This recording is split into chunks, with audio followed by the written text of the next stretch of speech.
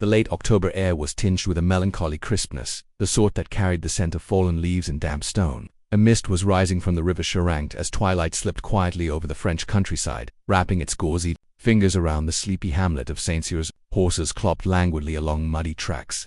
Shutters closed against the coming night, and somewhere in the distance, the bells of St. Eloise Chapel tolled the hour of 6.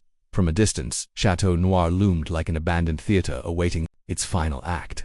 Its steep turrets and crow-black slate roof pierced the clouds like Gothic spires, and ivy had crept across the facade-like veins, crawling toward shuttered windows and gargoyle-carved gutters. To an unassuming traveler, it might have seemed a relic lost to time, but to the villagers below, it was far from forgotten. Château Noir had its legends, whispers of voices behind walls, of flickering lights at ungodly hours, of secrets etched into the very stone. And on this particular evening, the chateau was anything but abandoned. Inside, the drawing room flickered with firelight and conversation. It was a long, echoing space lined with ancestral portraits and heavy tapestries. A large oriental rug muffled the sound of footsteps, and thick velvet curtains softened the acoustics. But even so, a keen observer might have noticed something strange. The occasional word or cough seemed to bounce oddly off the far wall, as though echoed or answered. Lady Vivienne Martel, mistress of Château Noir, sat beneath the great gilt-framed portrait of her late husband, a tall woman in her mid-50s. Her silvery hair was pinned back in an elegant chignon, her expression as still and regal as the marble busts in the entry hall. She stirred her tea without drinking it. Opposite her, Commander Giles Martel leaned back in a leather wing chair, his military mustache bristling as he listened to the low murmur of voices. He was Lady Vivienne's brother-in-law and the only surviving Martel male, though his retirement from the Navy had come a decade earlier. He wore formality like a second skin. "I still say," Giles rumbled, "this entire weekend is a damned mistake." Lady Vivienne gave a thin smile. "Because the chateau is haunted, Giles, or because you fear the truth will surface after all these years?" He glared at her but said nothing. The conversation continued in pockets around the room. Dr. Thierry Lemoyne, the chateau's longtime physician and a close friend of the family, was deep in conversation with Henry Vallon, the family solicitor. Both were in their early 60s, and their voices carried the smooth timbre of educated Parisians. The grand piano near the window, Juliette Martel, the late Lord Martel's daughter from his first marriage, absently plucked a melody. She was pale, bird-like, and appeared perpetually anxious, as though each note might summon something terrible. Not far from her stood Paul Delange, a visiting art historian from Bordeaux with shaggy brown hair and eyes that wandered more than they ought. His eyes, currently, were fixed not on the paintings but on Claire Beaumont, the chateau's new companion and secretary to Lady Vivienne. Claire was young, intelligent, and disarmingly composed. Dressed in dove grey, she blended into the stone elegance of the room, but there was an alertness in her eyes that spoke of quiet. Watchfulness.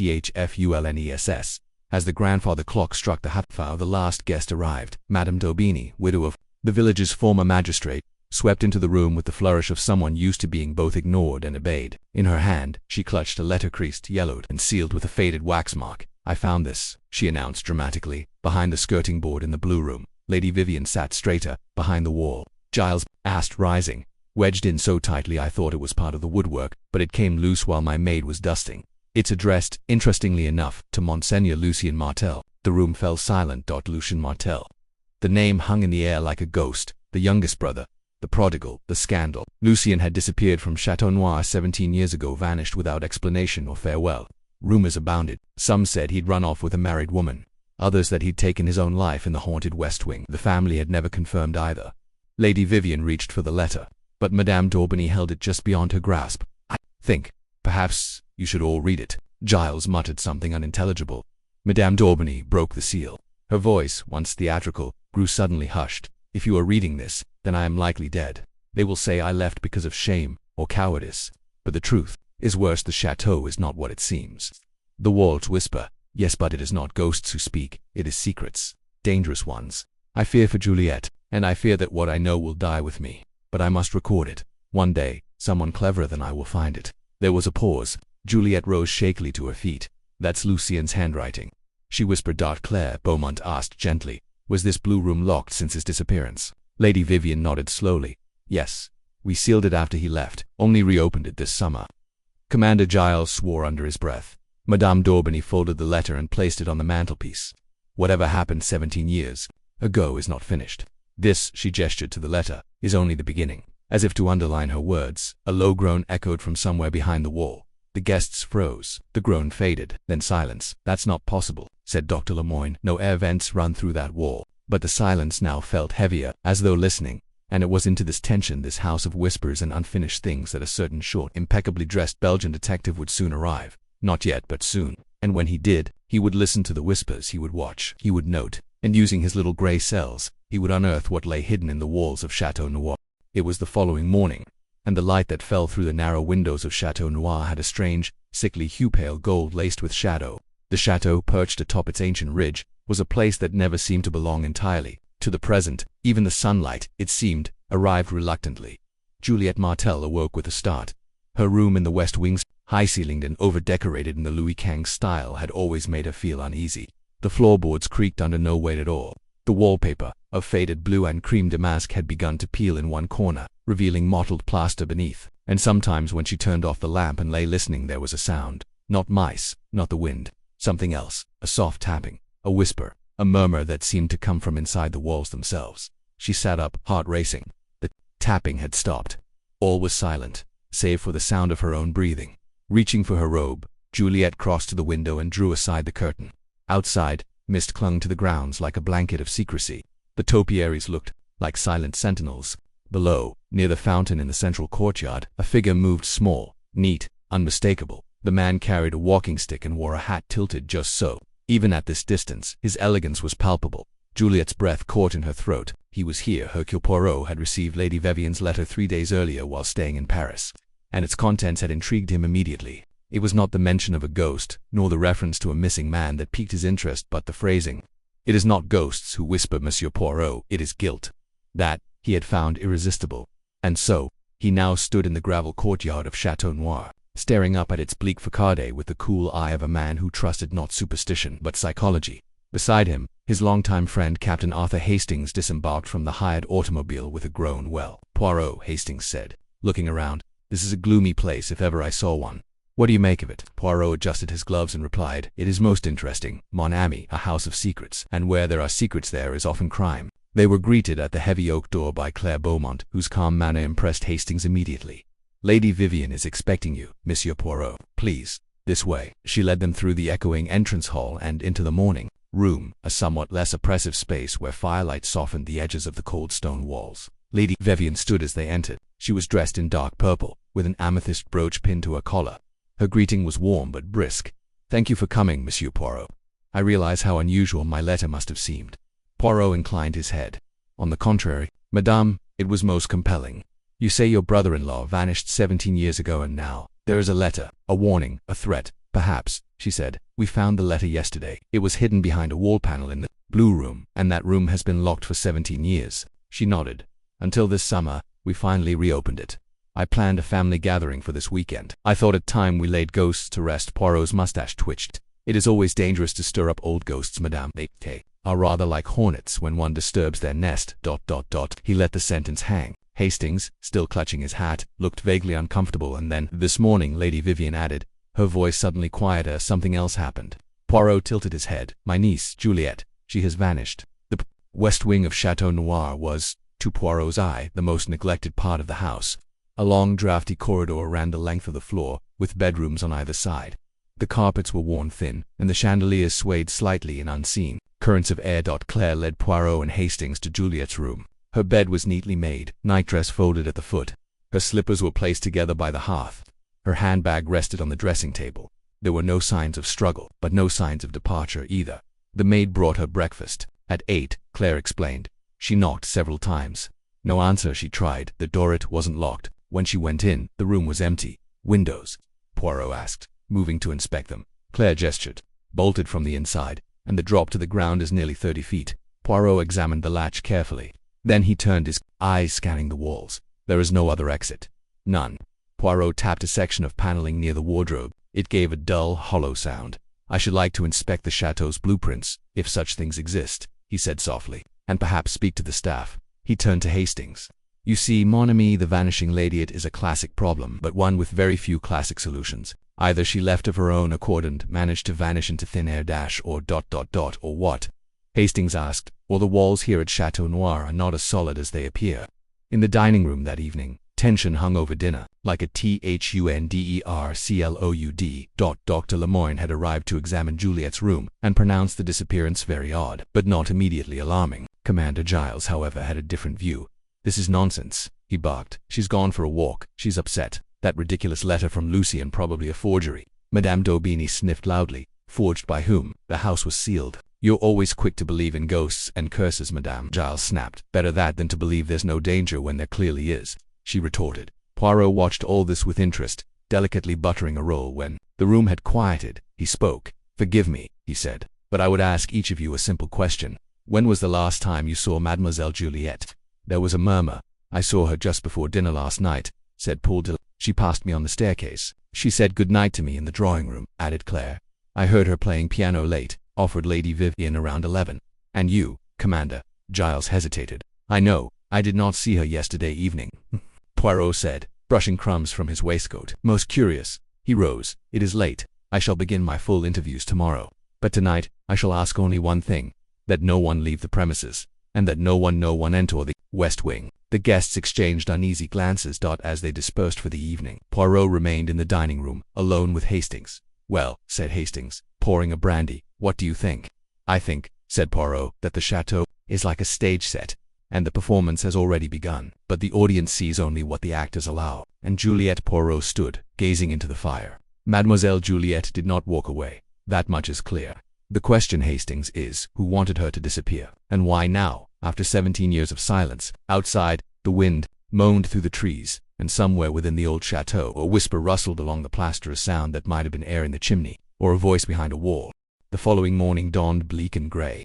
The clouds hung low over Château Noir, smothering the grounds in an oppressive stillness.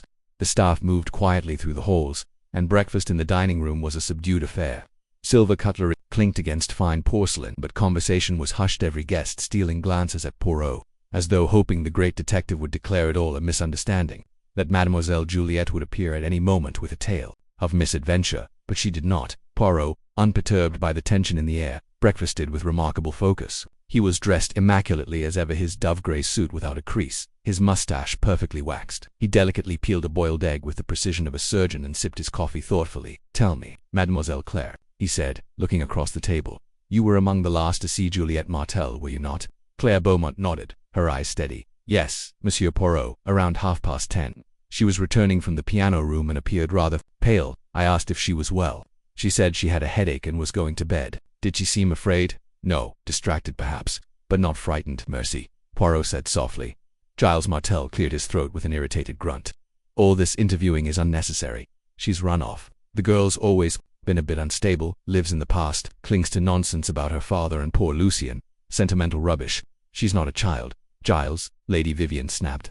"She wouldn't vanish without a word." Poirot rose from his chair. "You are correct, madame. She would not. And so, I will begin my inquiries in earnest. Hastings, with me, please." The West Wing was cold and unusually silent. Poirot began with Juliette's bedroom.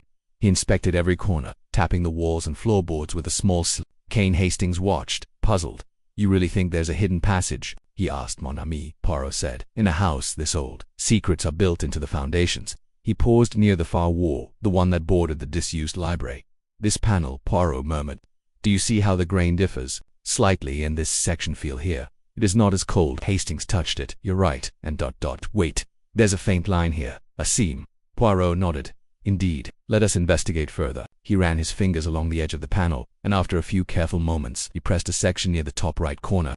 There was a soft click. With the sound of shifting wood, a narrow door opened inwards, revealing a dark passage beyond. "Good Lord," Hastings breathed. Poirot produced a small torch from his coat pocket and stepped inside. The passage was cramped and dusty, the air thick with the scent of old stone and dry rot. The walls were rough, with age-stained plaster, and here and there, beams jutted out at odd angles. They walked slowly, the beam of Poirot's torch cutting through the gloom. "It runs behind the entire West Wing," Hastings muttered. I imagine it was once used by servants, but now it serves another purpose." They emerged into the old library, disused and shuttered. The room smelled of mildew and forgotten things. The books on the shelves were warped by damp, and the large tapestry that hung on the northern wall stirred faintly. Though there was no breeze, Poirot crossed to it. He stared at it, then gently drew it aside. There, embedded in the wall, was a narrow wooden panel, stained, scratched, and most disturbingly smeared with something dark and dried blood. Hastings asked in a whisper. Poirot examined it closely. "Possibly, but not recent. This stain is old, very old. Look here beneath the tapestry, scratched into the wood." Hastings leaned closer. There, barely visible, were 4 words: "He watches through walls." Poirot's eyes gleamed. "Lucien," he murmured, "it must be. He left clues. He feared something. Or someone ... was watching him." A noise behind them made Hastings start. They turned quickly, but it was only Claire Beaumont standing at the doorway. "I heard voices," she said. I followed your footprints." Poirot gestured her forward. "You are most observant, mademoiselle. Tell me, have you ever been in this room?" Claire hesitated. "Once Lady Vivian brought me here when I first arrived, to show me the old family archives, but the room was musty, abandoned. We left quickly. And the tapestry—" She looked at it, then frowned. "It was different. I think it was a different one. There was a hunting scene before." Poirot and Hastings exchanged a glance. "Then someone has been here recently," said Poirot. "Someone who changed the tapestry." To conceal this, Claire stared. "But why?" Poirot turned back toward the secret panel. "Because, mademoiselle, this passage, this wallet hides more than mere memories. I believe Lucien Martel may have discovered something 17 years ago, something worth killing for." Back in the drawing room, Poirot requested all guests be gathered. They came reluctantly. Sensing a shift in the mood, Lady Vivian cool but watchful, Giles stiff with annoyance, Dr. Lemoyne grave and silent, Madame d'Aubigny triumphant, as though the ghosts had vindicated her. Paul Delange and Claire stood quietly to the side, the former fidgeting nervously. "There is something you must all understand," Poirot began. "This is not a ghost story, nor is it merely a case of a vanished girl. It is a question of legacy, of silence, and of a very old lie." Everyone was still. 17 years ago, Lucien Martel disappeared, but I believe he left behind more than a letter. He left evidence, hidden clues, perhaps even a record of what he feared. He paused, letting that sink in. "And now Juliette Martel is gone, not by accident, not by whim, but because, I believe, she discovered something." Giles stood sharply. "What exactly are you suggesting, Monsieur Poirot?" Poirot fixed him with a steady gaze. "I suggest, Monsieur Martel, that the chateau itself was constructed with secrecy in mind, that certain rooms, certain passages were designed for observation, eavesdropping, escape." A gasp escaped Madame d'Aubigny. "And someone has been using them." Dr. Lemoyne rose slowly. "I recall. Years ago, Lord Martel mentioned a listening chamber. I thought it was metaphorical. A romantic idea, Nan Doctor. It is quite literal." Poirot turned and walked to the mantelpiece. He picked up the letter from Lucien again. "The chateau is not what it seems," the walls whisper. "Yes, but it is not ghosts who speak." He looked around the room. "The question now is, who has been listening? And what did they hear 17 years ago? And last night." There was silence. Then from somewhere far above, high in the west wing, a faint thud echoed, a chair scraping, a door slamming. Poirot and Hastings exchanged a glance quickly. Poirot said, moving for the stairs, "Someone does not want the truth to be discovered." And as they ascended the old stone staircase, the walls of Château Noir seemed to hum with life as though the house itself were holding its breath. The staircase to the west wing creaked beneath Poirot's polished shoes as he ascended with uncharacteristic haste, Hastings at his heels. Each step echoed in the silence, a solitary thump in the thick air of the chateau's upper corridor. The guests below had not followed. Whether out of fear, suspicion, or simple exhaustion, they had returned to their rooms, leaving Poirot and Hastings to pursue the mystery alone. But to the little Belgian, this was no ordinary house. This was a trap, a theater, a labyrinth of memory and deception. At the top landing, they paused. "The sound came from here," Poirot murmured. "The west wing again. Always the west wing." Hastings tried a doorknob, locked. Poirot with delicate fingers tested another. This one gave way with a reluctant creak. The room within was unused, dust on the desk, a drooping lace curtain at the window, but no one inside. They searched the hall quickly, checking behind doors, listening for movement. And then Hastings noticed it. "Poirot, look here." Along the wall, near the floor, a faint track of scuff marks curved along the baseboard. "Very subtle," Hastings said, "like something heavy being dragged, or someone trying to open something that sticks," Poirot murmured. He crouched, examining the wall. There beneath the faded wainscoting, a barely visible seam ran vertically through the paneling. He pressed gently. Nothing. Then, as if from a memory, Poirot removed a hatpin from his lapel and inserted it into a tiny hole near the top of the seam. A soft click. The panel shifted inward slightly. With a low groan, it opened. This passage was steeper, descending a narrow stairwell carved directly into the stone. Moisture clung to the walls, and the air was 10 degrees colder. Hastings hesitated. "Where do you suppose it leads?" Poirot stepped inside. "Down, mon ami, always down. That is where secrets sink." "No, to the cellars." The cellar of Château Noir was a relic of older times. Carved stone arches supported the way to the house above, and dampness clung to every surface. The air smelled of mildew and iron, of earth and forgotten things. Poirot's torch played across rusted wine racks, old casks sealed with wax, and crates of ledgers and documents. And then they found the door, reinforced wood, iron hinges locked. Poirot examined it. An old wine vault perhaps, but why locked from this side? He knelt and reached into his pocket, removing a small bundle of tools. Within moments the lock clicked open. The door swung inwards with a hiss of stale air. What lay inside was unexpected. A small room, barely 10 feet square, with stone walls and a single stool in the center. There was no window, no exit beyond the one they had entered. A lantern hung on a peg, and scrawled on the far wall, in chalk, were words: "Justice speaks. Silence kills." Poirot approached slowly. "This is no wine vault," he said. "This is a hiding place, or a prison." He looked down at the floor. Straw, an old blanket, a tin cup. Hastings paled. "You mean someone was kept here?" Poirot nodded. "Or hid here, possibly Looseman." He turned to the wall again. "These chalk markings are more recent than 17 years. I would wager someone has been here within the last few days." As they exited the vault, Hastings looked grim. "But who, Poirot, and why hide down here?" Poirot paused on the stairs, to listen, to wait, or perhaps to escape notice. Then he stopped suddenly. From above came a voice. "Claire Beaumont, Monsieur Poirot." They rushed back through the passage, emerging once more behind the old tapestry in the library. Claire was waiting, her face pale. "Come quickly," she said. "It's Madame d'Aubigny. Something's happened." In the drawing room, they found the guests assembled in nervous clumps. Madame d'Aubigny stood near the hearth, trembling, her handkerchief pressed to her lips. She heard a voice, Claire whispered. In her room, said it came from inside the wall. Poirot approached calmly. "Madame, can you tell me exactly what you heard?" "I had just finished undressing," Madame d'Aubigny said, her voice shaking when I heard it. "A whisper, very faint, right behind my bed. It said, don't trust them. That was all." Everyone stared. Poirot turned to Lady Vivian. "May I see Madame d'Aubigny's room?" "Madame, of course," she said. The room was at the far end of the corridor, large, sumptuously appointed but curiously situated against the oldest part of the chateau.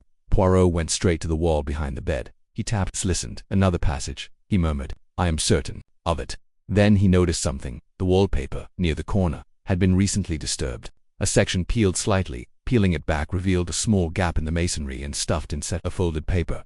Poirot retrieved it delicately. It was another letter, faded ink, a date, October 18th, 1908. He read silently, then again, and finally looked up. "Well?" Hastings asked. Poirot's expression was unreadable. "It is a confession, or the beginning of one. A man, perhaps Lucien, perhaps someone else, writing of a crime, a wrong done, and the fear of retribution." Lady Vivian reached for the paper, but Poirot held it back. "Not yet, madame. Let us gather facts, not hysteria." He folded the letter and placed it in his breast pocket. That night Poirot retired to the study and laid out his thoughts. Juliet vanished. Lucien disappeared 17 years ago. A passage behind the wall. A hidden room below. The cellar, voices in the night. Letters left deliberately. Clues to carefully placed to be accidents. He steepled his fingers. "There is a design here," he said aloud. "A pattern of guilt. But who draws it?" Hastings looked over from the fireplace. "Do you think Juliet is still alive?" Poirot did not answer immediately. At last, he said, "If she is, it is because someone wants her to be. If she is not, then we must ask, who benefits from her silence?" Outside, the wind howled through the trees, and somewhere in the heart of Château Noir, the walls whispered again.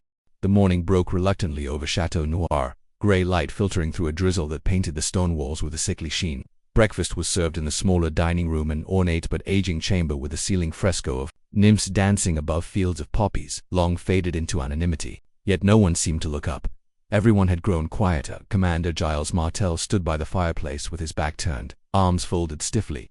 Dr. Lemoyne sat poring over the morning papers, though he hadn't turned a page in 20 minutes. Claire served tea from the samovar while Lady Vivian sat stiffly, her fingers clasped in her lap, eyes darting to the empty place at the table. Juliet's place. Paul Delange fidgeted with his napkin, looking at Claire every few seconds when he thought no one noticed. And Madame d'Aubigny, still visibly shaken from the voice in the wall the night before, refused to be left alone for even a moment. Poirot arrived precisely at 9, dressed in a navy suit and silver cravat. His expression was serene, though Hastings noted that his eyes, usually calm pools of scrutiny, now glittered with sharp focus. "Good morning," Poirot said, "and thank you for your continued patience. I will not test it much longer." No one replied. Even Giles refrained. From his usual grumbling, Poirot sipped his tea slowly, then set it down with precision. "Today, I shall visit the portrait gallery." This caused a murmur of surprise. Lady Vivian blinked. "The gallery? But it hasn't been opened in years." Poirot smiled thinly. "Precisely. Which is why I wish to see it." The portrait gallery of Château Noir was located in the south wing, an austere corridor of tall windows and dark wood, running the entire length of the chateau. Generations of Martels lined the walls in solemn oil paintings, each encased in elaborate gilt frames that glinted dimly in the weak light. Claire, accompanied Poirot and Hastings as they stepped inside. The air smelled of varnish, dust, and the faintly sour note of damp canvas. Monsieur Montclair said, "I remember cataloguing these a few months ago when the restoration was proposed." Lady Vivian abandoned the idea, said it was a waste of funds. Poirot's gaze traveled down the row of ancestors, dukes, statesmen, generals, and ladies in extravagant gowns. His footsteps echoed lightly on the polished parquet floor. "Do you see, Hastings?" he said softly. "Here are the faces, but are there truths behind them?" Then he stopped. His eyes had locked on one painting near the end of the gallery. It was of a man in his late 30s, dark-haired with a melancholy gaze and long, elegant fingers. The plaque beneath read Lucien Martel, 1901. What caught Poirot's attention, however, was not the figure, it was the eyes, or rather the lack of them. The paint in the eye sockets had been scraped away, deliberately thin gouges like those made by a razor or a palette knife. Claire gasped. "That wasn't like that before. I would have noticed." Poirot stepped closer. He examined the frame, then the wall behind it. "The canvas is loose," he murmured. "Look here at the bottom edge." Carefully, he lifted the portrait from its hooks. Behind it, affixed to the wall, was a small hinged door painted to match the plaster. A spy-hole dotted peered directly into the library beyond. Poirot raised an eyebrow. "A listening station," he said, "or an observation point. Perhaps once used for security, or perhaps for more sinister purposes." Hastings bent down and peered through the opening. "You can see the whole room clearly." Claire's voice trembled slightly. "You think someone was watching us from here?" Poirot gave a tight nod. "Possibly. Or they were watching long before this weekend began." He replaced the painting, then turned. "Mademoiselle Claire, please fetch Lady Vivian and Commander Giles. I should like a word with them in private." 10 minutes later, Lady Vivian and Giles joined Poirot in the gallery. Poirot gestured toward Lucien's portrait. "This painting," he began, "was altered recently, the eyes removed, and behind it an opening in the wall." Vivian paled. "I never knew Giles." By contrast, snorted, "that was probably installed by great-grandfather Etienne during the war. These old houses were full of tricks, secret compartments, tunnels, observation holes." Poirot turned slowly. "And what was its purpose, monsieur? To watch the library, or to conceal some truth?" "I don't know. I never used it." Poirot's voice sharpened. "And yet Lucien's painting alone is defaced. Why not Henry or August or Charles?" No reply. Lady Vivian looked away. Lucien was ... different, sensitive. He had ideas. He talked of injustice, of uncovering old sins. Poirot said gently, "Old sins, madame, cast long shadows." Later that afternoon, Poirot sat with Hastings in the drawing-room, a fire crackling gently beside them. "There is something here, Hastings," he said. "Something deeper than familial resentment. Lucien knew something, perhaps about an inheritance, or a betrayal. And now, 17 years later, someone else knows it too." He opened the journal they had found in the cellar, a slim, leather-bound volume with brittle pages. "Lucien's writing," Poirot explained, "incomplete but damning. He speaks of witnessing a betrayal in the chapel crypt, of being followed, of finding passages the others thought lost." He flipped to the final page. "If they find this, I am already gone. But the truth lies beneath. The second bell where father kept his vow and broke another." Hastings frowned. "What on earth does that mean?" Poirot closed the book with care. "It means we must visit the chapel tonight." That evening, as rain began to pelt the slate roof of Château Noir, Poirot and Hastings made their way to the small stone chapel at the edge of the estate grounds. The crypt lay below, sealed by an iron gate and a massive lock. Poirot, ever prepared, had borrowed the master key from Claire. Inside the crypt, the air was thick and musty, the ceiling low and damp. Ancient tombs lined the walls, some with fading names, others so old that moss had erased their inscriptions. Poirot moved toward the back, where 2 bells, ceremonial ones, hung from a carved alcove above a family shrine. He inspected the base of the second bell. There, behind a loose stone, he found it, a velvet pouch inside a delicate sapphire ring, old but unmistakably valuable, and tucked beside it a folded document, its ink still legible. Poirot read silently. Then he stood, lips tight. "It is as I feared," he said softly. "Lucien found proof of a forged will, a betrayal that stole the estate from one line to another." "Who did it?" Hastings whispered. But Poirot only turned to leave. "Tomorrow, Hastings, we gather them all, and then we shall allow the whispers of the walls to become the voice of truth." The great hall of Château Noir had not seen such an assembly in years. Its vaulted ceiling soared above the guests like a cathedral roof, the dim chandeliers casting webs of flickering shadows across the oak-paneled walls. The long banquet table, stripped of its linen and finery, had been pushed back to the far end. Now, 12 chairs formed a semicircle around a crackling hearth. On the mantel above, the ancestral crest of the Martel family, a black wolf clutching a sword in its jaws, glinted coldly in the firelight. Hercule Poirot stood near the hearth, arms folded neatly, surveying the faces before him with the quiet gravity of a judge preparing to announce a verdict. There was tension in the air, not the frayed, hysterical sort, but the deeper, taut kind, like a rope stretched to the point of snapping. Lady Vivian sat rigid, her hands clasped tightly in her lap. Commander Giles leaned forward, eyes narrowed. Madame de Beanie sniffed, disdainfully, as if still unconvinced that the proceedings were not entirely theatrical. Dr. Lemoyne sat with his legs crossed, pale and solemn.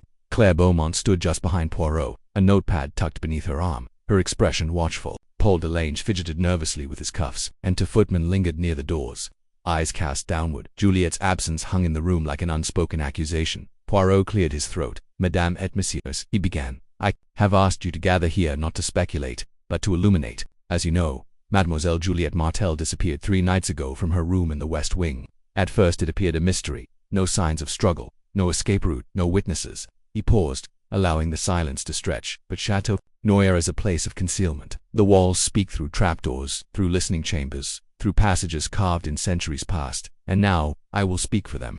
He stepped forward. "Let us begin with Lucien Martel. 17 years ago, he vanished. It was assumed he fled due to scandal, disgrace, romantic indiscretion. But what if Lucien did not leave of his own will?" Lady Vivian inhaled sharply. Poirot turned his gaze on her. "Madame, did you know Lucien suspected someone in this family of fraud?" "No," she said quietly. "Only that he was troubled. He confided in no one." "Not in you?" Poirot asked gently. "He was your brother-in-law. You were close." "No, we were," she admitted, "until the last year. Then he withdrew, grew paranoid, perhaps not without cause." Poirot withdrew the small document he had found in the chapel crypt. He did not hand it over, merely held it where all could see. "This is a copy of the original will of one Francois Martel, grandfather to both Giles and Lucien. It bequeaths the estate not to Charles Martel, as previously believed, but to his second son, Lucien. Not only the land, but the fortune." Giles sprang to his feet. "That's a lie." Poirot's voice cut through the outburst. "Sit down, monsieur, I am not finished." Giles glowered but obeyed. Poirot continued. "This document was hidden beneath the chapel bell clearly by Lucien himself, and in his personal journal he wrote of discovering that the will had been altered, forged, by whom he could not yet prove, but he feared for his life. He turned and then he vanished." There was a heavy pause. Poirot, Hastings asked gently, "Do you believe Lucien was murdered?" Poirot turned back to the room. "I do." The words landed with a collective gasp. Claire Beaumont stepped forward. But if so, why now? Why would Juliette disappear all these years later?" Poirot gave a tight nod. "An excellent question. Mademoiselle, you see, Juliette had begun researching the Martel archives, her father's letters, her grandfather's journals. She had recently discovered discrepancies in estate records, and she had found an old letter, one written by Lucien, never posted, warning of the forged will." He paused, letting the implications settle. "She was close to uncovering what he died for. And so," Madame d'Aubigny whispered, "someone made her disappear too." Poirot turned. "Yes, madame, but not before she left her own clue." He reached into his pocket and drew out a folded paper. "This was found behind the skirting board in her room. It is a map, a crude sketch of the chateau's passages and an X marked in the cellar wall." He looked at Hastings. "You remember mon ami the vault, the hidden chamber, the one with the chalk writing?" Hastings asked. Poirot nodded. "Yes, justice speaks, silence kills." Those were Lucien's words. But beside them, someone else had begun to add something. A second message. "We were too late to read it in full, but I believe Juliette was held there briefly." Lady Vivian spoke, her voice trembling. "Then, where is she now?" Poirot's voice dropped. "I believe she escaped." Another murmur spread through the guests. "Escaped?" Giles snapped. "From a locked cellar." "Absurd." "Not absurd, monsieur. There is another exit. A servant's corridor, sealed generations ago, which leads to the cliffside ruins behind the chapel. That is where I will search next, I believe. Mademoiselle Juliette is in hiding, frightened, perhaps wounded, but alive." "Why wouldn't she come back?" Claire asked. Poirot's eyes scanned the room. "Because she is unsure whom she can trust." He walked slowly down the row of guests, his voice now low and precise. "There is someone in this room who has committed 2 grave crimes, separated by nearly 2 decades. Someone who feared discovery, feared ruin. Someone who has lied about where they were, what they saw, and what they did." His eyes locked onto Giles Martel. Giles sneered. "You're accusing me. On what basis?" "On the basis," Poirot said coldly, "that your alibi for the night of Juliette's disappearance does not hold. Paul Delange saw you entering the passage behind the tapestry, though you claimed to be in your study." Paul blanched. I didn't know what it meant at the time. I didn't want to cause trouble." Poirot pressed on. "You were also the only one to benefit from Lucien's disappearance. With him gone, the estate passed entirely to your brother, and then to you. And when Juliette began to question the past, you tried to frighten her, perhaps silence her permanently." "That's a damn lie," Giles shouted, rising to his feet. But Poirot raised a hand. "I do not accuse you formally, monsieur. Not yet. That will come when we find Juliette and she tells us who locked her in the cellar." He turned to the others. "For now, none of you will leave Château Noir. I have contacted the local gendarmerie. This is no longer a family affair, it is a matter of justice." The guests sat in stunned silence. Poirot turned to the fire. "Lucien Martel died seeking the truth. His niece may have risked the same fate. But I promise you before this is over, the truth will speak louder than the walls." The flames crackled. The Martel crest glinted coldly above Dot, and in the hush that followed, even the chateau seemed to listen. The rain had stopped by dawn, but the fog lingered over the grounds of Château Noir like a shroud. The air was thick with silence, broken only by the occasional caw of a crow in the skeletal trees along the chapel ridge.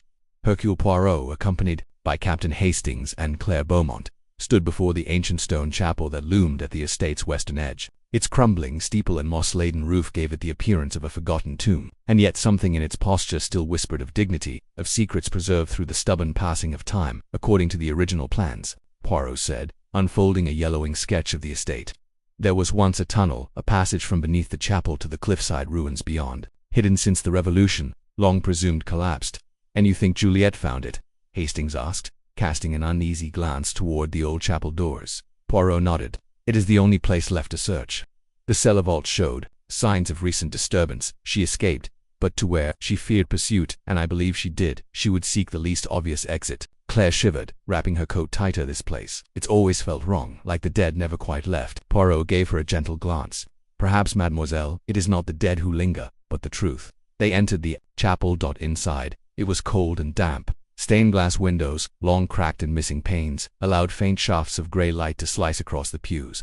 The altar, now covered in dust and cobwebs, still bore the Martel family crest carved in faded relief. Muffled footfalls echoed eerily as the three moved toward the rear, where a spiral stair led down to the crypt. Poirot took the lead. The crypt smelled of earth and wet limestone. Candles mounted in old iron sconces had long since melted to nothing, but Poirot lit a new one with practiced ease. "There," he said, pointing. "Do you see? This wall has been patched poorly." They moved to the far end of the crypt, where a series of large stone slabs formed what once may have been a niche or burial vault. One had clearly been disturbed. At its base, a crack had widened, and fresh scuff marks marred the floor. Knelt. Someone removed this stone recently.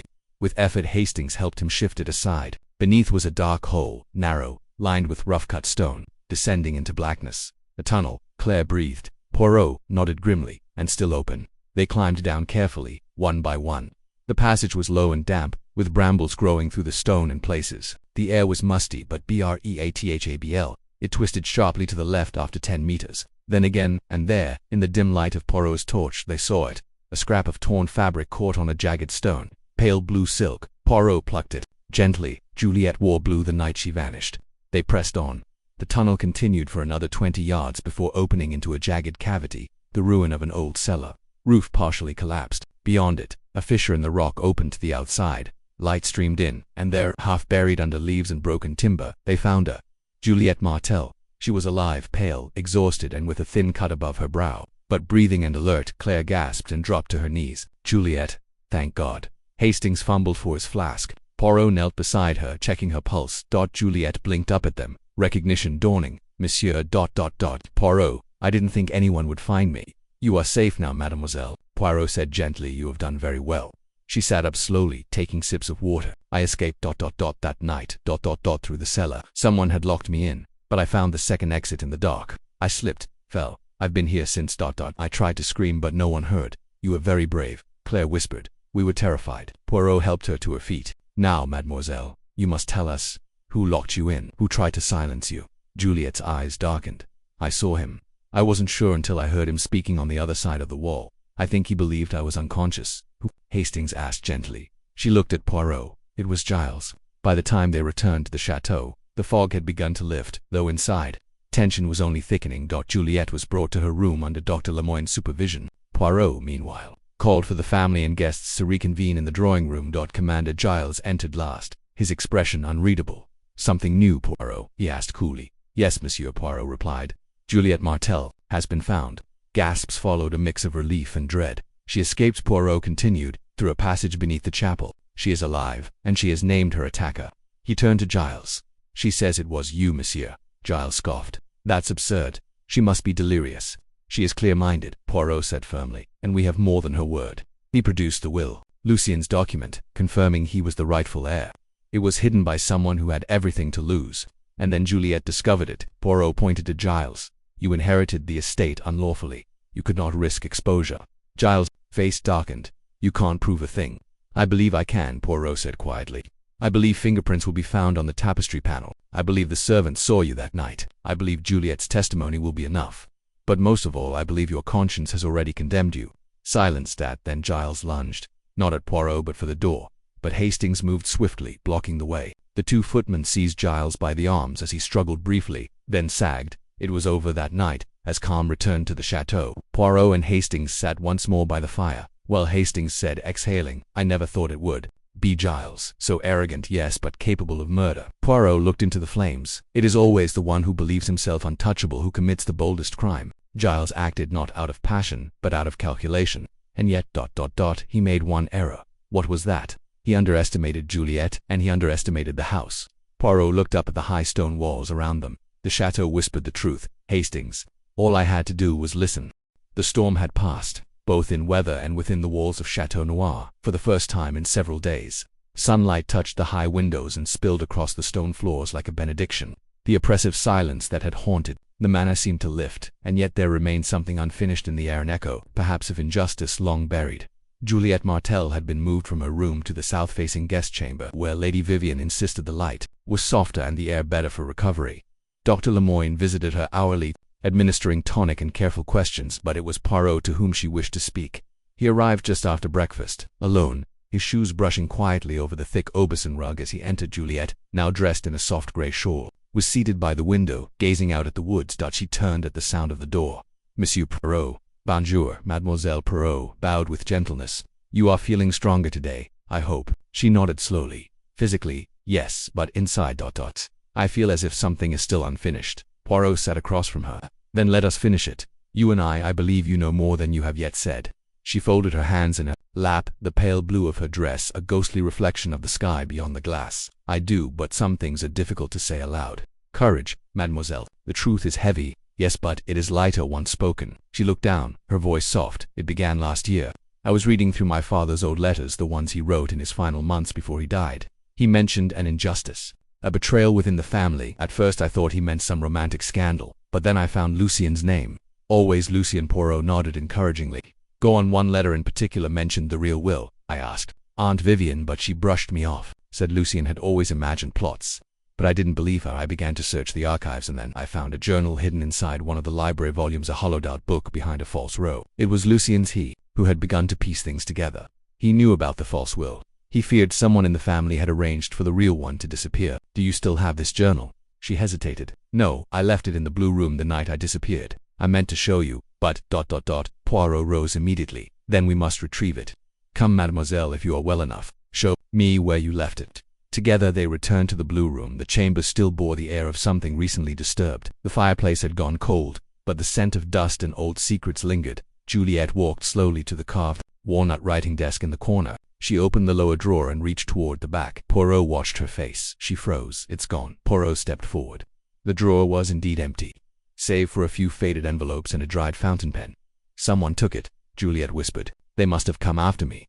Poirot's expression darkened. Then the journal still threatens someone.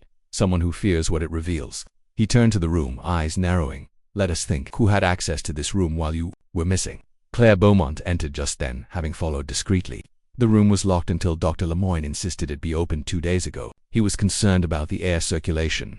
And who entered after that? She hesitated. I did, briefly, to tidy the bed. Then Madame d'Aubigny. She claimed she was looking for her rosary. Poirot's gaze sharpened. And the journal could have vanished in either moment. Claire looked distressed. I thought we'd recovered everything. Poirot held up a hand. Non, mademoiselle, this is not your fault, but it narrows the circle once more. He turned to Juliet. You must rest again. I will speak with both Madame d'Aubigny and the doctor. In the meantime, I believe it is time to search not just the chateau, but the chapel. Again, Claire asked. Poirot smiled slightly. This time not for stones or secret doors, but for words. The chapel was still damp from the week's rain. Water glistened in the grooves between stones. The pews had begun to warp slightly, and birds nested in the rafters. Poirot and Hastings entered in silence. It was always a place of sorrow, not prayer, Poirot murmured. He approached the altar and knelt not in reverence, but in examination. This plaque, he said, running his fingers along a carved stone at the base of the altar. It is newer than the others. Do you see the seams? Hastings leaned in. Looks like it was added afterward. Poirot nodded. I suspect it conceals something. With careful precision he used his penknife to lift the panel free. Inside a shallow cavity, and resting within it a small, leather-bound book, Lucien's journal. Poirot opened it carefully. It was dense with entries, some pages water-damaged, but others perfectly legible. Hastings read over his shoulder. March 14th. I have confirmed it. Charles altered the will with Henry Vallen's help. The original was locked in the chapel crypt until Giles found it. He told me it was for the good of the family. That Vivian agreed. That no one would ever know. I confronted Giles. He threatened me. I fear the walls are no longer safe. I sleep now with my door bolted. If something happens to me, let this be known. Giles forged the signature. Vallen notarized it falsely. Vivian kept the lie. And now, the estate belongs to none of them. Poirot closed the book. There is the truth. That evening, Poirot gathered the family once more. This time, Henry Vallen was present, summoned from Paris by telegram. Poirot stood by the fire, the journal in hand. I have recovered Lucien Martel's final testament, he said, and within it names, dates, details that could not be fabricated. He turned to the solicitor. Monsieur Vallen, Lucien accuses you of falsifying documents. Do you deny it? Vallen's face was ashen. I was young. Charles said it was only a technicality. Lady Vivian, she stood slowly. I knew Charles confessed to me weeks after the change. I did not stop it. I thought it best for the estate. Poirot's voice was hard. You allowed Lucien to be destroyed. You allowed your niece to be hunted. She looked away. Giles will face justice, Poirot continued. But the stain upon this house will not vanish easily. He set the journal on the mantel. But it begins here, with truth. Later, as Poirot and Hastings walked the upper corridor, Hastings sighed. Do you think justice will be done? Poirot nodded. In the courts, yes. And in memory, certainly. He paused at the window, looking out across the darkened grounds. The chateau is silent now, but not empty. For justice speaks, and this time, it was heard. The days that followed brought a brittle kind of calm to Château Noir. Giles Martel remained under house arrest, guarded discreetly by 2 local gendarmes stationed in the hunting lodge near the stables. Henry Vallen had returned to Paris, his face grey and his reputation in tatters. Lady Vivian, though silent, kept to her drawing room, avoiding the west wing entirely. It was as if the house itself was exhaling after holding its breath for 17 years. And yet, Hercule Poirot was not satisfied. Something still resists clarity, he told Hastings on the 3rd evening after Juliet's rescue. There is a thread, mon ami, faint but persistent, which has not yet found its place in the pattern. Hastings, who had been playing patience with little success, looked up wearily. You mean the forged will? The attack on Juliet? Isn't it all solved? Poirot shook his head. No, that is only the surface. Beneath it, how do you say? A ripple that moves against the current. He rose from his seat and paced the drawing room slowly. It is the matter of Lucien's death. I am convinced now it was no disappearance. He was murdered. But how? And where is the body? Giles denies it. Vivian claims ignorance. And yet Lucien's journal stops abruptly as though, as though someone stopped it for him. Hastings offered precisely. Poirot turned to face the fireplace, arms crossed. The fire cast flickering shadows across his features. His eyes half closed in thought. There is one place, he murmured, that has yet to be fully explored. A place designed not to conceal but to reflect. The Martel family's east wing had fallen into disuse long ago. Most of the rooms had been sealed, the floorboards warped with damp, and the ceilings patched where plaster had cracked under the weight of time. But one room remained intact along, an elegant chamber that had once served as a private dressing salon for Lady Eloise Martel, Giles and Lucien's great-aunt. It was now known only as Le Chambre aux Miroirs, the room of mirrors. The walls were lined from floor to ceiling with tarnished silver-backed glass. Murano sconces curved out like candlelit spider legs. Faded velvet settees rested under dust sheets, and the air held the sharp temps of age and perfume. Claire Beaumont, who had brought the key at Poirot's request, wrinkled her nose as she unlocked the door. No one's used this room in decades. Lady Vivian said it was bad luck. Poirot smiled faintly. Ah, but you see, mademoiselle, where others see superstition, I see strategy. He entered first, his shoes silent on the thick moth-eaten carpet. Hastings followed, flashlight in hand. The mirrors greeted them with 1,000 fractured images, dastarded reflections of themselves stretching to infinity. Poirot moved slowly, inspecting each wall with minute attention. Do you recall, Hastings, he said, what Lucien wrote in his journal? The walls are not to be trusted. He watches through them. Yes, Hastings said. We assumed he meant the spy holes and passages. Indeed. But what if he meant these mirrors? He stopped before the northern wall, an ornate oval frame. Its surface cracked slightly at the edge. Poirot tapped it. A dull echo. He turned to Claire. Do you know what lies beyond this wall? Claire thought. The old nursery hasn't been used since before the war. Poirot pressed gently against the side of the mirror. A faint click sounded. Voila, the mirror swung inward, revealing a narrow dark cavity behind. Hastings held up the flashlight. The space was shallow, no more than a meter deep, lined with crumbling lath and exposed beams. On the floor sat a small wooden stool, a leather cushion still intact. A viewing slit had been carved through the wall into the nursery beyond, though now cobwebbed and filled with dust. But more importantly, in the far corner, partially hidden by a loose panel, was something darker, more solid. Poirot reached inside and withdrew a bundle. Wrapped in an oilcloth was a man's coat, now stained and stiff with age, and in the inner pocket, a monogrammed silver cigarette case, etched with the initials L.M. Hastings inhaled sharply. Lucian. Claire stepped back, hand to her mouth. Poirot inspected the coat in silence, then turned it over. A rent near the back shoulder revealed a dried bloodstain, long brown and brittle. There, he said softly, not vanished, not run away, died here, hidden not in the cellar, nor the chapel but behind the very walls meant to reflect. But where's the rest of him? Hastings asked. Surely not here. Poirot straightened. No, I believe this is where he was killed. But the body was moved, perhaps disposed of in the river, or buried somewhere on the grounds. This, he held up the coat, was the one thing they could not burn, monogrammed, traceable. Claire spoke, her voice trembling. But who would hide it here? Poirot looked back through the mirror into the salon. Someone who knew the layout intimately. Someone who wanted the crime buried beneath generations of silence. He turned. We must speak to Lady Viv. They found her in the winter garden, sipping brandy, her eyes unfocused, her expression unreadable. Poirot did not mince words. Madame, we have found Lucien's coat, hidden behind the mirror wall in the east wing. She said nothing. We know he did not disappear. He was killed, in that room, and someone, perhaps you, helped conceal it. Still, she was silent. Then, finally, in a whisper, he came to me that night, told me he had proof of the forgery. He wanted me to help him expose it. He believed I would choose him over Charles. He didn't know I already had. Poirot's voice was low. And so Giles came. They argued. There was shouting. I left the room. When I returned, Lucien was dead. Giles panicked. We hid the coat, the body. We carried it to the river, in the dead of night. Her voice cracked. I have lived with it ever since. Every night, every whisper. Poirot stood very still. Then it is done, he said at last. The truth is no longer hidden behind mirrors. It stands before us now, and it must face the law. Lady Vivian closed her eyes. I am ready. That night, as the rain returned and pattered against the windows like 1,000 whispered secrets, Poirot walked the halls of Château Noir once more. The house no longer felt watchful, the silence no longer accused. Juliet, resting peacefully, would inherit her birthright. The forged will would be publicly exposed. Giles would face trial for assault and conspiracy, Vivian for aiding a cover-up, and Lucien Martel, long silenced, would be acknowledged not as the ghost of the chateau but as its final witness. Poirot paused before the mirror in the great hall, his own reflection looking back at him, calm and composed. The truth, he said softly, does not remain hidden forever, even behind glass. Though the storm had passed and the household now quieted, Château Noir still bore its bruises.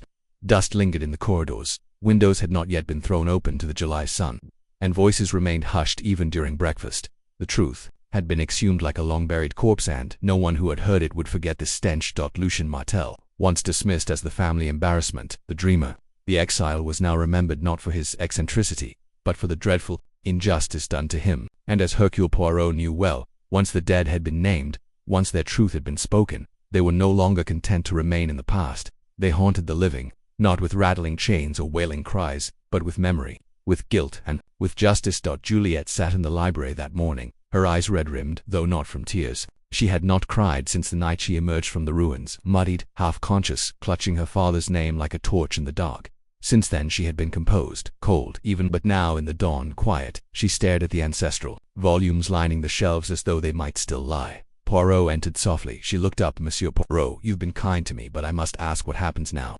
He sat across from her in a carved chair, hands clasped neatly in his lap. What happens now, mademoiselle, is justice. Giles will be tried for unlawful imprisonment and attempted murder. Lady Vivian, too, must answer for her part. The estate will pass to you, as Lucien intended. She shook her head. And what of their names? The Martels, my family, will be disgraced.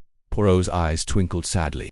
Names are not sacred, mademoiselle. Character is, and you have proven yourself worthy of both inheritance and honor. Juliet blinked rapidly. Poirot reached into his coat and withdrew a folded document. Load, but official. The magistrate in sense has acknowledged Lucien's will as valid. With the corroborating journal and the recent confessions, it is legally binding. You are now the rightful heir. She stared at the paper. After all these years, it feels hollow. Poirot gave a small understanding nod. Because justice does not always bring comfort, only truth. That afternoon, the police escorted Giles Martel from the premises under full authority. He did not struggle, he did not speak. His expression was one of cold fury at what had been uncovered. But at being defeated, Vivian followed of her own will. Her statement had been signed, her guilt admitted. Poirot had requested leniency in her case, citing her confession and remorse. Whether that mercy would be granted remained to be seen. The chateau was emptier than ever. Only Claire, Dr. Lemoyne, Madame d'Aubigny and Paul Delange remained on the grounds. The rest of the household had retreated to the village or departed altogether, and yet Poirot stayed. "There is still a shadow here," he told Hastings that evening as they walked the gravel path behind the stables. "What sort of shadow?" Hastings asked. "You've uncovered the killer, restored Juliet's inheritance, even found Lucien's coat." Poirot paused, eyes fixed on the distant chapel. "Oui, but something still eludes me. Something very small, a thread I have not yet followed." He turned abruptly, "Come, mon ami," to the library. Back in the Grand Martel library, Poirot moved with purpose. He approached the long mahogany writing desk near the central window, the one Juliet had used during her research. "Look here," he said, pointing to the drawers. "Do you recall the hollow book she mentioned? The one in which Lucien's journal was hidden?" Hastings nodded. "Yes, the journal that went missing and was later found behind the chapel altar." "Exactly. But why move it at all? Why take such a risk?" Poirot opened the drawer and removed the false book, A History of the Wars of Aquitaine. He flipped it open. Hollowed pages. Yes, but inside was not empty. Another slip of paper remained. Hastings leaned over. Another letter. Poirot read it silently, then handed it to Hastings. "To whomever finds this, I have been a fool. I helped conceal Lucien's death, but I now suspect someone else knew before I did. Someone who encouraged Charles to take the estate. Someone who whispered poison into the ears of those who feared Lucien's vision. Someone who has watched, always watched, and said nothing. I dare not write the name, but the dead do not forget." Vivian Hastings frowned. "So she wrote this before her confession?" "No," Poirot said quietly. "She wrote this instead of it, before she was ready to admit her part aloud, and she feared someone else even more." Hastings stared. "You mean someone else was behind it all?" Poirot closed the book and placed it carefully on the desk. "Oui, mon ami, I believe Lucien's death was not only the result of a family quarrel. I believe it was suggested, guided, manipulated." He turned. "We must speak to Madame d'Aubigny." Madame d'Aubigny resided in the East Wing, in a room once used by visiting clergy. She greeted Poirot with her usual haughty air, a glass of sherry in hand. "Detective," she said, gesturing grandly. "To what do I owe the intrusion?" Poirot bowed slightly. "Madame, I have come to ask a simple question. When Lucien disappeared, you claimed to have mourned him." "I did." "You said you believed he was driven out." "I did." "Then why," Poirot said softly, "did you not mention that he had come to you the day before he vanished?" Her face tightened. "Pressed on, he came to you with concerns. About the will, about Giles. He asked for help, and you said nothing. Not then, not after, not even when Juliet vanished." She sipped her sherry. "I was protecting the family," Nan, Poirot said coldly. "You were protecting your position, your name, your access, and perhaps more." He stepped closer. "You advised Charles, you encouraged Giles, you played both against Lucien, and when Lucien resisted, you let the others remove him. You did not wield the knife, but you pointed it." Her voice was icy. "You have no proof." "I do not need it," Poirot said. "Vivien's letter is proof of knowledge. Lucien's journal is proof of fear. But most of all, Madame, your silence is proof. The dead do not forget, and neither do the living." He turned to go. Behind him, Madame d'Aubigny said only, "We do what we must to preserve legacy." Poirot did not reply. Later that night, Poirot stood in the drawing room once more, staring at the Martel family portrait, Lucien among them, painted years before the betrayal. Hastings joined him, while Poirot nodded. "It is finished. The truth is not tidy, Hastings. It seldom is. But it is whole. And for Juliet, for Lucien, that must be enough." He turned. "Tomorrow we leave." The morning of Hercule Poirot's departure arrived with stillness, not serenity. The chateau, though quieter, no longer carried the weight of unsaid things. The walls, once secretive and whispering, now seemed merely old stone and plaster, bearing the dignity of a place no longer haunted by lies. The household was subdued. The staff moved gently through the corridors, avoiding the upper floors where certain rooms remained shut by law or by pain. The gendarmes had gone, taking Giles Martel with them. Lady Vivian had departed earlier that morning with her solicitor, her posture as straight as ever, but her face drawn and pale. Dr. Lemoyne, who had lingered out of loyalty to Juliet, was now gone too, returning to his village surgery. Only Claire Beaumont remained with Juliet, and Madame d'Aubigny still in her suite, offering neither apology nor denial, only silence. Poirot's bags were packed precisely. His gloves lay folded on the bureau, and his silver-topped walking stick waited patiently by the door. He stood at the great hall's window, gazing down at the gravel drive as Hastings joined him with 2 steaming cups of coffee. "Thought you might like one for the road," Hastings offered. "Merci, mon ami." Poirot accepted it with a nod, his eyes never leaving the landscape. "You're unusually quiet," Hastings said after a pause. Poirot gave a faint smile. I was just reflecting. Hastings, the chateau is no longer whispering, but I wonder if it will ever truly rest. You've brought justice. That's what matters. Justice, yes, Poirot murmured, but also grief. Families do not survive such revelations unscathed. He turned from the window. Let us take our leave. They found Juliet in the rose garden behind the east wing. She wore a dark green coat and a soft scarf, her long hair loosely tied back. Though her face bore the marks of exhaustion, her posture was different, straighter, stronger. She was no longer a figure overwhelmed by inheritance or legacy. She was its bearer.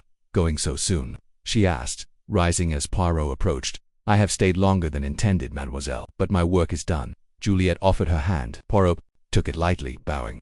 You have given me more than answers, she said quietly. You've given me my father back. Poirot's eyes softened. No, mademoiselle, he was never gone. He was merely unheard. You gave him voice. She glanced toward the facade of the chateau. It feels different now. Still old, still vast, but not as cruel. Château Noir is not cruel, Poirot said gently. It is merely silent, until someone listens. Claire Beaumont appeared at the garden gate, carrying a wicker case.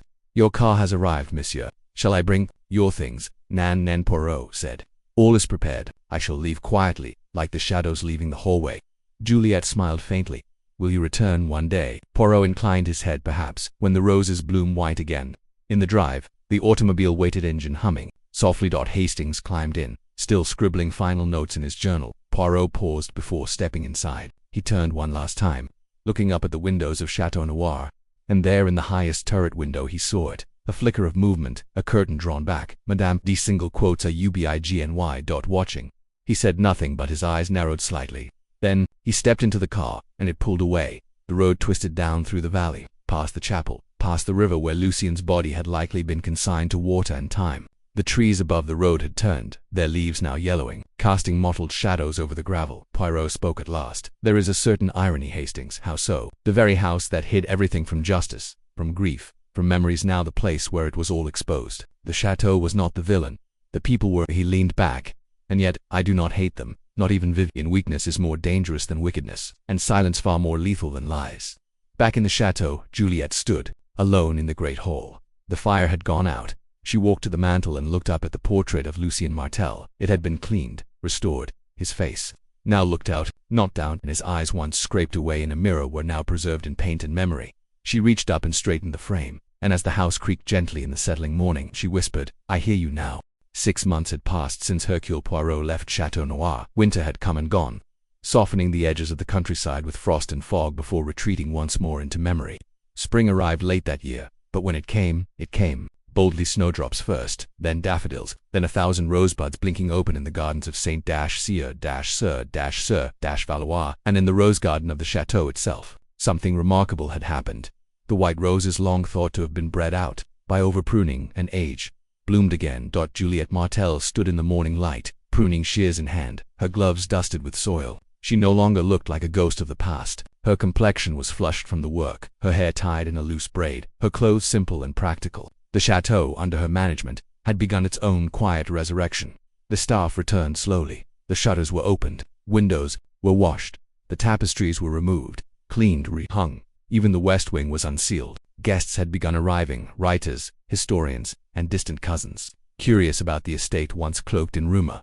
But no one came to see the ghosts. They came to see the truth, and she gave it to them in Paris. A discreet court session had handed down the verdicts. Giles Martel was sentenced to a lengthy prison term. His conviction for unlawful imprisonment and attempted murder was unambiguous. The forged will, the threats against Lucien and Juliet, and the physical evidence found behind the mirror wall had left no room for denial. Lady Vivian, though spared imprisonment, had withdrawn from public life. She now lived in a convent near Rouen, having requested sanctuary from the church. Her fortune had been divided, much of it returned to the rightful Martel line. Madame d'Aubigny, though never formally charged, had vanished from the region entirely. The villagers whispered that she had returned to her native Brittany, though some claimed she had simply disappeared into the same shadows she once so carefully preserved. And as for Hercule Poirot, he was again in London, his name unspoken at the chateau, but never forgotten. Juliet now kept Lucien's journal in her private writing room. It rested in a glass case beside the original will and a single preserved letter from Lucien written 2 days before his death. Sometimes she read it aloud to herself when the halls of the chateau were too quiet. Sometimes she left the case open, as if allowing him to breathe. In one letter, he had written, If justice fails, let memory endure. If silence wins, let a whisper remain. And so, she whispered to the walls, to the rosebushes, to the shadows in the crypt, to the ghosts of her family. Not out of fear, but remembrance. One day, a letter arrived. It was handwritten, in perfect copperplate, on pale blue stationery. Ma chère Mademoiselle Juliette. It gratifies me greatly to learn that the chateau breathes. Again, not as a monument to tragedy, but as a keeper of truth. One must never fear what has been, only what is hidden. And now, nothing is hidden. I enclose as promised, the final page I withheld, not out of deceit, but for protection. You may do with it as you wish. With admiration and respect. Hercule Poirot enclosed was a single slip of paper. Lucien's final entry. I hear someone outside the mirror. I think they know I know. If I am gone tomorrow, let them remember I loved this house. I wanted only truth.